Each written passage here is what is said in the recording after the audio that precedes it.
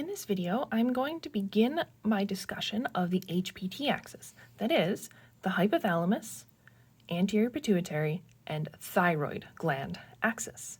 In this particular diagram, we are zooming in on the hypothalamus right here in the brain. Okay.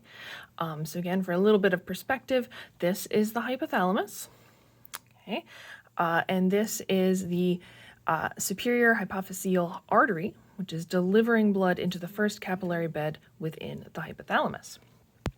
To initiate a positive stimulus of this system, there are a variety of different triggers.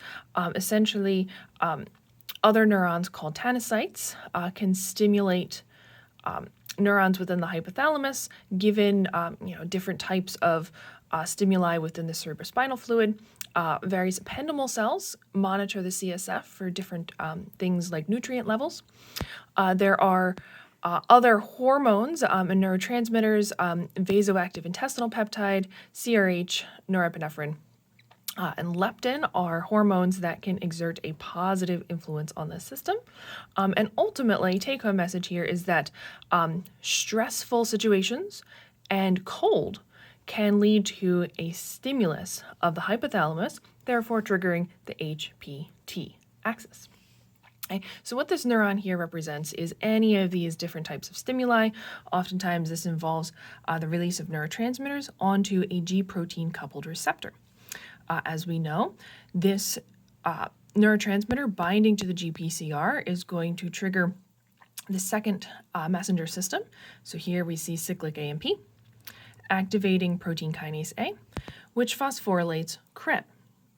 And just for a little bit of background here, CREB stands for cyclic AMP response element binding protein. Okay, so really the second messenger is responsible for activating CREB. As we're going to see in a moment, CREB is going to bind to CRE, the cyclic AMP response element. Okay. Once again, neurotransmitter, some kind of stimulus from any of these different positive stimuli, triggers cyclic AMP to activate protein kinase A, to activate CREB.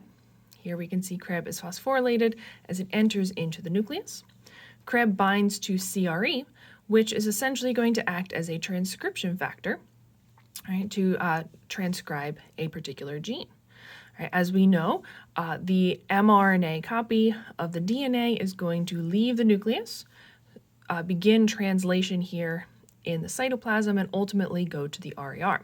Now let us take a look at what exactly that protein looks like.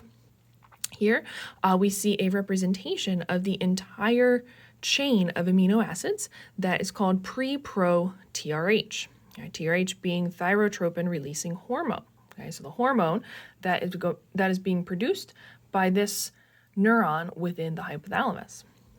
Okay, the protein is actually 242 amino acids long, but this doesn't just code for one single TRH molecule, it actually codes for 6 TRH molecules joined together by some other, in this case, amino acids.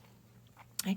In the rough endoplasmic reticulum, we have these shorter segments being cut from pre-pro-TRH. Those shorter segments are this sequence of amino acids right here, and we call that pro-TRH. Okay. Again, in the RAR, we have a cleaving even more amino acids off of the pro-TRH.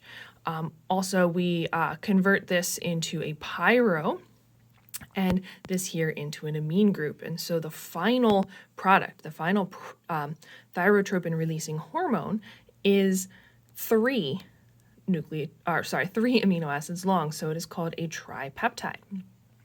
Okay, so once again,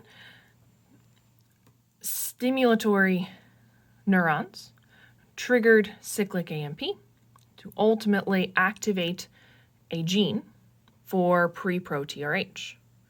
This chain of amino acids was ultimately processed within the rough endoplasmic reticulum to produce the final tripeptide called TRH.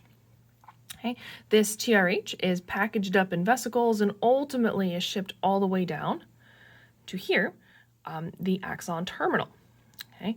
Again, when stimulated, TRH is going to be exocytosed into this first capillary bed here within the hypothalamus, and ultimately the blood is going to deliver it down to the anterior pituitary gland. Again, released into the blood up here, and the blood is going to deliver the TRH down here to the anterior pituitary gland.